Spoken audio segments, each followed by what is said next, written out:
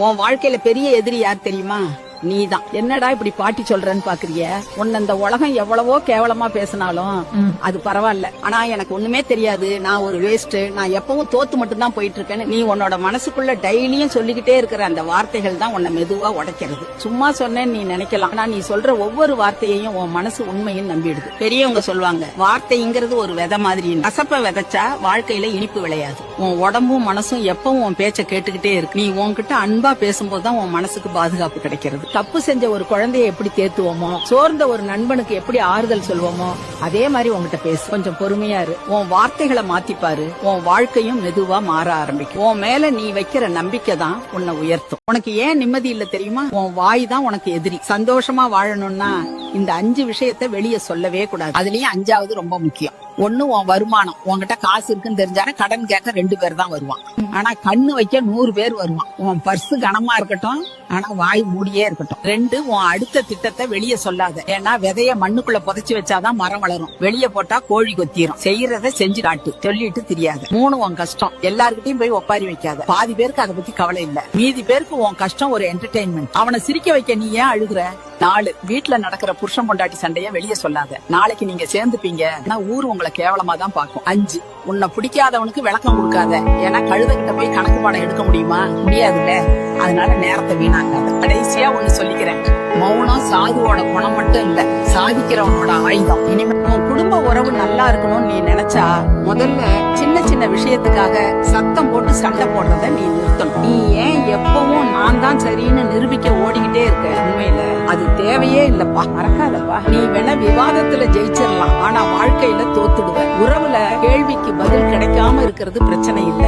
ஏன் எல்லாத்தையும் நீ சண்டை போட்டு தெளிவுபடுத்தணும்? சின்ன சின்ன விஷயத்துல நீ வாய மூடிட்டு போன உன் உறவு பலப்படும். அதனாலதான் சொல்றேன், எல்லா பிரச்சனைக்கும் நீ அவசரம் காட்டாத, உன் மனசை கட்டுப்படுத்து. மௌனம் தான் உன் உறவுக்கு ஆறுதல் கொடுக்கும். உன் அன்பையும் அமைதியையும் நீ தான் காப்பாத்திக்கணும். ஒரு தடவை முயற்சி பண்ணி பாரு, உன் குடும்பம் நல்லா இருக்கும். நம்மள அறியாமலே நம்ம பேசுற வார்த்தை மத்தவங்களை காயப்படுத்துது. அதை தவிர்க்க இந்த 3 செகண்ட் விதியை கத்துக்கோங்க. ஒருத்தரை பத்தி குறை சொல்றதுக்கு முன்னாடி அதை அவங்களால 3 செகண்ட்ல சரி பண்ண முடியுமான்னு யோசிங்க. பல்லுல கரை இருக்கா, சட்டை பட்டன் கழண்டு இருக்கா, சொல்லுங்க. அவங்க உடனே சரி பண்ணிப்பாங்க. ஆனா ஏன் குண்டா இருக்க, ஏன் கருப்பா இருக்க, ஏன் கல்யாணம் ஆகல, ஏன் குழந்தை இல்லைன்னு கேட்காதீங்க. ஏன்னா அது அவங்களால உடனே மாத்த முடியாது. நீங்க கேக்குறது அக்கறையினால் கூட இருக்கலாம், ஆனா அது அவங்க மனசுல பெரிய பாரம். உன் நாக்குல இருந்து வர்றது காயத்துக்கு மருந்தா இருக்கணும், குத்தி கிழிக்கிற முள்ளா இருக்க கூடாது. பேசி ரணப்படுத்துறத விட 3 செகண்ட்ல சரி பண்ண முடியாத விஷயத்த பேசாம விட்டாலே ரொம்ப நல்லது. புரிஞ்சிருக்கும். புருஷன் யாருன்னு பொண்டாட்டி உடம்பு சரியில்லாம இருக்கும்போது தெரியும், பொண்டாட்டி யாருன்னு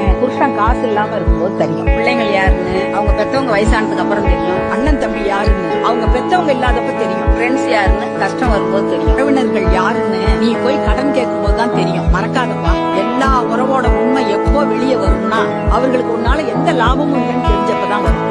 நீ இந்த உண்மையை உணர்ந்தாங்க. இந்த 5 விஷயம் நடந்தா கடவுள் உன் கூடவே இருக்காருன்னு அர்த்தம். அதுலயும் அந்த 5வது விஷயம் இருக்கு. அது ஏன் நடந்துச்சுன்னு தெரிஞ்சா நீ கடவுளுக்கு நன்றி சொல்லுவ. 1, திடீர் பிரிவு. உனக்கு பிடிச்சவங்க விலகி போறாங்களா? எதிர்காலத்துல அவங்க பண்ண போற துரோகத்துல இருந்து கடவுள் உன்னை இப்பவே காப்பாத்திட்டார். 2, கடைசி நேர தோல்வி. கை கெட்டினது வாய் கெட்டலையேன்னு கலங்காத, அது வெற்றி இல்ல, நீ சிக்கிக்க போன வள. பெரிய ஆபத்துல இருந்து இயற்கை உன்னை தடுத்து நிறுத்தி இருக்கு, தப்பிச்சோன்னு நினைச்சுக்கோ. 3, அதிக வலி. வாழ்க்கை உன்னை கீழே தள்ளுதா? அது தண்டனை இல்ல, உன்னை இன்னும் ஸ்ட்ராங்கா மாத்திர பயிற்சி. 4, தனிமை. சுத்தி யாரும் இல்லையா? ஊர் உலகத்தோட சத்தத்தை குறைச்சு உன் உள் மனசு பேசுறத கேட்க வைக்கிறார். 5, நிராகரிப்பு. கெஞ்சியும் ஒரு உறவு கிடைக்கலையா? அவங்க உனக்கு பின்னாடி பேசுனத நீ கேட்கல, ஆனா கடவுள் கேட்டார். இந்த 5ல ஒண்ணு நடந்தாலும் நீ வருத்தப்படாத, பெருமைப்படு. ஏன்னா உன் வாழ்க்கையில வேண்டாததை விலக்கி வேண்டியதை சேர்க்கிற வேலைய கடவுள் ஆரம்பிச்சுட்டார். நம்பிக்கையோடு சம்பாதிக்க பணத்தை பக்குவமா செலவு பண்ணுங்க. ஒரு நாளைக்கு ஒரு 50 ரூபாயாவது சேமிக்க பழகுங்க. கடன் வாங்குறதுக்கு பயப்படுங்க.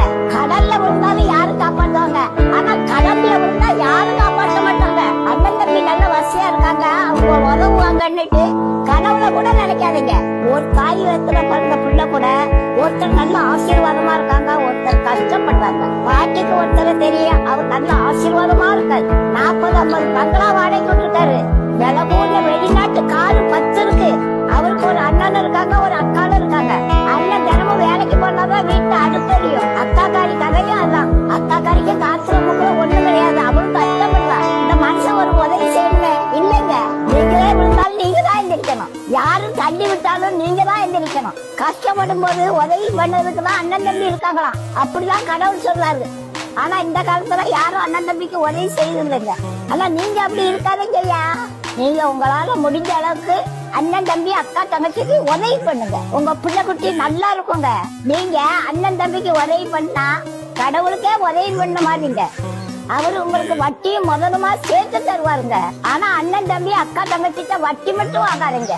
பாட்டி சொல்றத நீங்க உங்க அப்பா 30 வயசுல வீடு கட்டிட்டாரு. ஆனா நீ இன்னும் 30 வயசுல வாடகை வீட்டுல இருக்கியேன்னு எல்லாரும் கேட்டு அவமானப்படுத்துறாங்களா? உங்க அப்பா காலத்துல அன்னைக்கு ஒருத்தர் சம்பாதிச்சா 10 பேர் உட்காந்து சாப்பிடலாம். 10 ரூபா இருந்தா வாரம் முழுக்க சமைக்கலாம். ஆனா இன்னைக்கு புருஷன் பொண்டாட்டி 2 பேரும் நாயா பேயா உழைச்சாலும் மாசம் கடைசியில தான் ஓடுறாங்க. தம்பி எல்லாம் புரிஞ்சுக்கோ, இது உன் தப்பு இல்ல. உங்க அப்பா ஆடினது டெஸ்ட் மேட்ச், நிதானமா ரன் அடிக்கலாம். ஆனா நீ ஆடுறது IPL. இங்க ஒவ்வொரு பந்தும் முக்கியம். விலைவாசி, EMI, ஸ்கூல் ஃபீஸ்னு கழுத்தை நெரிக்கிற இந்த காலத்துல யார்கிட்டையும் கையேந்தாம உன் குடும்ப மானத்தை காப்பாத்துற பாரு, நீதான் உண்மையான ஹீரோ. அதனால தாழ்வு மனப்பான்மையை தூக்கி எரிப்பா. இது வேற காலம். இங்க ஜெயிக்கிறது முக்கியம் இல்ல, வீழாம சண்டை செய்யறது தான் முக்கியம். புரிஞ்சிருக்கும்னு நினைக்கிறேன்.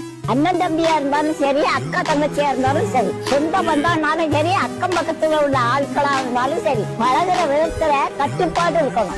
என்ன மீறி பழகக்கூடாது. உறவுங்கிறது மண்பாண்ட மாதிரிங்க. தினமும் அதை பயன்படுத்தினா சீக்கிரம் உடஞ்சி போயிடும். அதை தூக்கி பரவல வச்சுங்களேன், 10 தலைமுறைக்கு பத்திரமா இருக்கும். கிட்ட போனா முட்டை பகன்னு சொல்லுவாங்க. யாரா இருந்தாலும் அளவோட வச்சுக்கிறது நல்லதுங்க. ரொம்ப நெருங்கி பழகுறது நல்லதுதான். அப்படி பழகிட்டு ஒருவேளை பிரி வந்துட்டுனா தாங்க முடியாது. பாட்டி சொல்றத கேட்டு நீங்க எச்சரிக்கையா இருங்க, நீங்க நல்லா இருப்பீங்க. ஒரு நாள் உங்க உறவை உடைக்க முடியாது. காசு பின்னாடி ஓடாதேன்னு யார் சொல்லுவான் தெரியுமா? காசு இருக்கிறவன் மட்டும் தான்டா சொல்லுவான். ஏன்னா இங்க காசு எவ்வளவு முக்கியம்னு அது கையில இல்லாதவனுக்கு தான் தெரியும். நீ வீட்டுல வெறும் காய்கறி கூட்டு வச்சு சாப்பிட்டா சிக்கன் வாங்க காசு இல்லாம கீரை திங்கிறான்னு கிண்டல் பண்ணுவான் இந்த உலகத்துல. ஆனா அதே காசு உள்ளவன் காய்கறி சாப்பிட்டா அதுக்கு சாலட் டயட்னு ஸ்டைலா பேர் வைப்பான். நீ சைக்கிள்ல போனா என்னடா ஒரு பைக் வாங்க காசு இல்லையாடான்னு கேக்குறவன், அவன் சைக்கிள்ல போனா அதை எக்ஸசைஸ்னு கொண்டாடுவான். நீ கஷ்டப்பட்டு ஒரு தங்க செயின் போட்டா கவரிங்கான்னு கேட்பானுங்க. ஆனா அவன் போடுற ஒரு சாதாரண ஜட்டி கூட இங்க பிராண்டட்னு பேசப்படும். இங்க உயர்வு தாழ்வுன்னு எதுவுமே இல்லடா கண்ணு. எல்லாம் உன் கையில இருக்க அந்த பணம் தான் உன் செயலுக்கு பேரை மாத்துது. அதனால காசு வேணான்னு நான் சொல்ல மாட்டேன். ஏன்னா மனுஷனா மதிக்காத இந்த உலகத்துல உன்னை மதிக்க வைக்கிறதுக்கு அந்த ஒரு காகிதம் தாண்டா பெரிய ஆயுதமா இருக்கு.